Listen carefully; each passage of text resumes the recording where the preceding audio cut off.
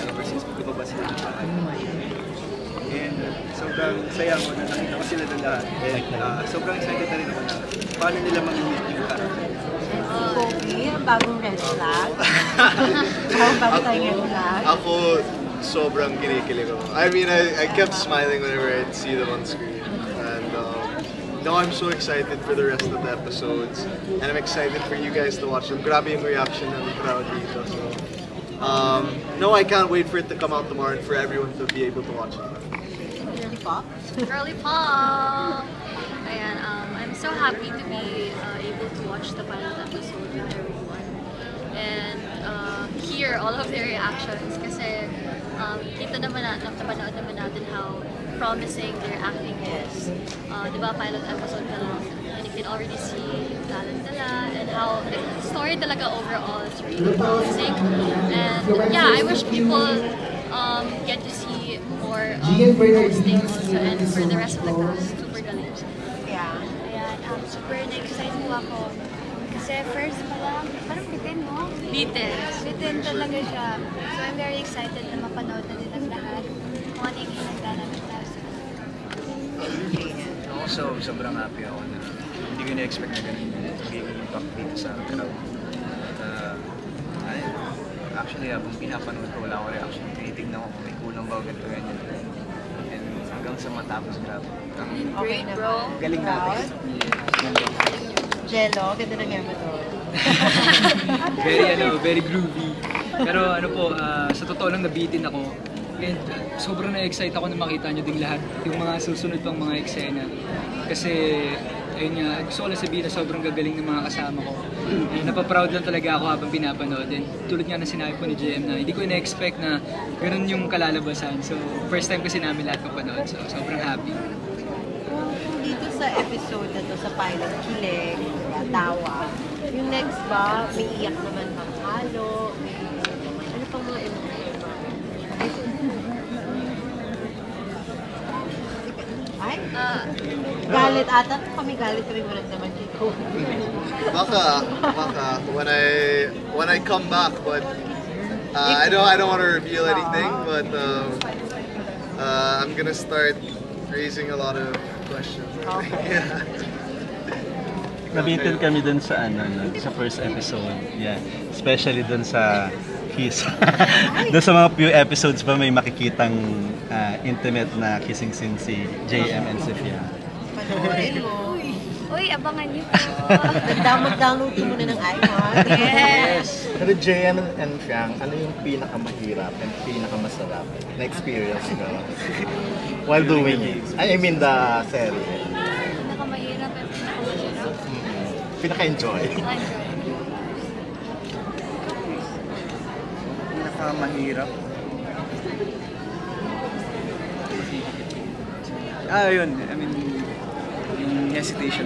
Yung first kiss na, yung kiss na ibigan. Yun, medyo nahirapan ako din kasi hindi ko kita eh. Hindi ko kita kung malapit na bawaan. So, kailangan pa na i-guide na. First parang gano'n. I think yun doon ako nahirapan kasi alos lahat ng taping days nag-enjoy ako sobra. Kahit first time. Kahit sobrang mapagod pero hindi na siya na-feel once na nakauwi na ako kasi sobrang nag-enjoy lang. Sa akin po, ang pinakamahirap ay every time na nag-a-adlib si Jello. Yes, sa buong tawa siya. Yung taping namin, doon ako pinaka-nahihirapan na pagka every time na may scene ang lahat, tapos kailangan mag-adlib ni Jello. Hindi ko mapigilan na hindi matawa. So parang may isang beses na nakailang take kami kasi tawang-tawa kami sa adlib ni Jello. And yung enjoy, I think lahat naman. Pero yung crying scene, parang ang galing mong umiyak. So, madali ba yun for you? Somehow. Kasi po, nung time na sinushoot namin siya, yes. Meron po kasi before mag-start is magpapadugtog po ng so parang nadadala po ako sa music. Pero minsan po, yes, pero minsan nahihirap din po talaga. Especially pag wala kang mahugot. Kaya parang naging very comfortable comfortable ka, based na namin, how comfortable were you on set na? Sanay ka naman may camera, pero kasi ito scripted, may takes, ganyan. Nakapag-adjust ka ba agad to different environment? At first po, hindi pa. First, day namin talaga. Kasi kinakabahan ko. First was positive. So, andun po silang lahat para ikaw dapat gawin. Ano yung dapat gawin? Si Vivory, alam namin you're parang ultimate best friend, di ba? Sa mga karakter mo. Dito best friend ka rin ni Fian. How do you support her? Kasi first series nito, ikaw naman very, kumbaga bihasa ka na sa acting. How do you support JM and Well, I just let them shine talaga. Kasi, yun nga, parang that's my way of supporting them as well. Na parang, I let them do their thing. And as much as I can talagang, I let them be comfortable around me. Kasi, I don't want them to be intimidated naman. Kasi, ayoko naman na ganun. Kasi gusto ko naman na makakontribute din sa ganda ng show overall. JM Fiang, is there any pressure on your part? Kasi first original series nyo to. And then parang yung mga susunod, mas marami pa for sure. Is there any pressure on your part na supportahan kayo ng fans nyo dito sa first series nyo? Umay po ba naman? Sa isa lang. Ano yung kaya? Sa akin, simula una ako talaga, simula ako na feel na pressure.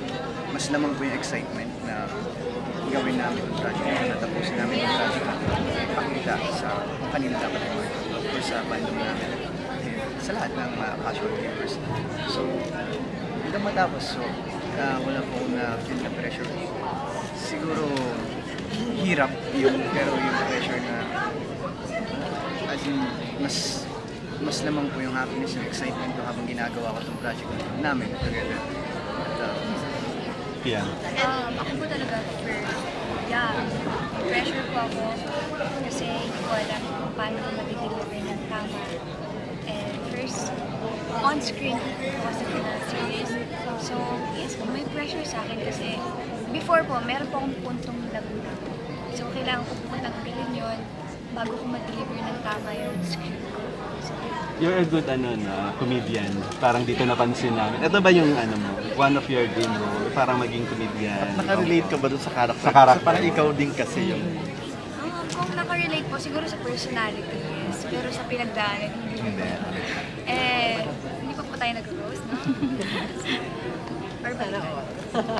Ayan po, sa personality, yes. Nakarelate po ako kasi si Jaja ay very jolly, very makulit, pagmahal, family-oriented, tulas. And as Jaja po kasi, pinalaki din po siya ng lola niya. Lola din ang balik po sa akin.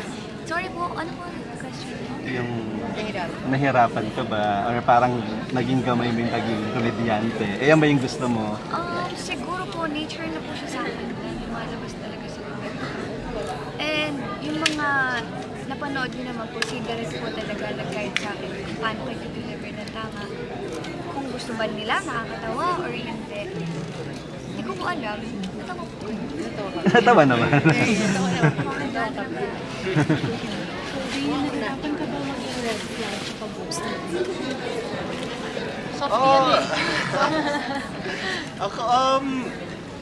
Actually, you know what? I don't really want to spoil anything, but so maybe Val isn't as bad as you guys think he is because he ghosted, but basta no, I don't think I had no. I think he's not super red flag. Well, there is a point where he is a red flag. Definitely a red flag. Yeah. Denying na red Yeah, flag. yeah. Such a red flag. Diba? Basta, I don't want to spoil anything eh. I don't want to spoil anything, but well, abangan nyo lang. Pero nahirapan ka ba? Ha? Portraying Portraying a red flag. Oo naman. Of course. Okay. No, of course, it's hard because it's something that I wouldn't do in real life. But yeah, no, I mean, I enjoyed working with these guys, playing the character, and being the love triangle of them. So, saya po, saya. Kobe, sa Fiang, actually okay din yung on-screen chemistry. In fairness. Nanonood ka pa nung... Ay, talagang ano? Kamusta naman? Like, how are you also able to... Okay kasi yung chemistry. How are you able to work together? Nung nanonood si Jake. Anong tape? Nung Tasting nila. mga eksena nila. Eksena mismo. Kasi Ah. baka... Kala ko naman, okay. It was very easy to work with Fiam. She's sobrang professional. At first, when we had our photo shoot, medyo nervous pa ako. But we became comfortable with each other. We're friends.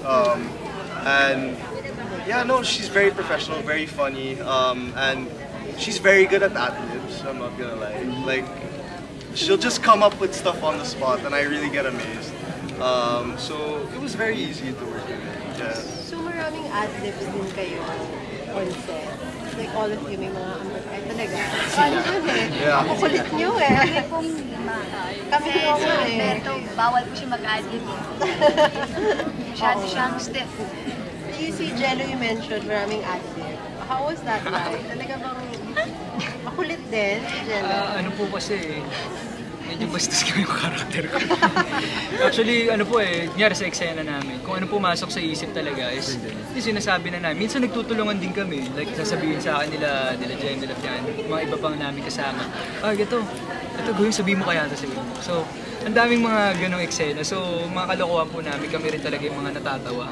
Lalo na ito, ang dami pong sinasabi, Basta. So super enjoy naman kayo. Yes, super. So sa akin, hindi pa lumabas yung character mo. Ano yung magiging character mo dito? Red flag, green flag. May parang green flag si Flag. Kasi... Paano ba?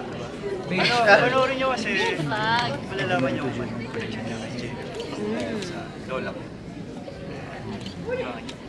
Pero na-reveal naman, di ba? Yes. Okay, we'll accommodate 5 more questions po. After this ghosting, what's next to JM Fiang? May mga upcoming projects. And ready na ba kayo sa big screen after the launching nung Ayaw Ko Na original film? Yes po, meron po kami si Gratular Roll, JM, and pasok po siya sa MNP. Pinannounce na yan. Yes. Pero excited naman kayo manakot doon or matakot? Kasi this time, comedy and then... Super.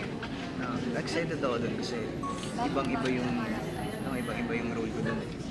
Compare dito sa cinema na ginawa ko, ibang-iba dito. Parang mas involved na excitement kung gawin yung character na yun. And may ironic na kasi hindi naman ako nanonood ng horror. Pero puro excited ako. So. Yung for JM and Fiang, kasi visible naman kayo sa social media, pero first time niyo makita sarili niyo on the big screen, anong feeling na kapag, medyo nung una ba parang medyo na ilang ba kayo nung una, nakapag-adjust ba kayo? Anong feeling? Kita niyo na sila sanay naman na. Ako po, unang kita ko sa mukha ko parang, ano ko yan? Parang hindi po ako sanay na makita talaga yung sarili ko. Pero, sana po, masanay po akong makita yung sarili ko sa big screen para wala na akong ilang. Pero habang pinapanood ko na po yung sarili ko, Proud ka na. yes, I'm very proud of myself. And unti-unti naman po, nag-enjoy din ako. Feeling ko ako, hindi ako liwagan. Oo, na-enjoy mo. Yes, meron ako na. Ikaw naman, JM, kakaroon ka na rin ng Cinemalaya. So, kamusta naman yung experience mong mapanood? Ang laki, big, larger than life. May konting ilang din. Pero mas, wala parang mas naging mapagmasid ako sa sarili ko. Baka kasi may mga mali akong nuances din. Nag-control naman ako. Tama ba yung emotion ko yun? So, mas naging mapagmasid ako. Pero ganun mo ka-proud mapanood ang isa't isa. Sobra. Especially sa kanya. Ikaw naman, yeah, sige, go ahead. Yun lang, thank you. Yun lang, thank you. Sobrang proud ka sa kanya. Because Ikaw naman, ano naman feeling na panood mo si JM? Larger than life. So, nakaka-proud kasi habang nagsiset po kami, hirap na hirap siya kay Tonyo. Which is si Jeno kasi sobrang dami niyang ad-libs na bawal siyang tumawa.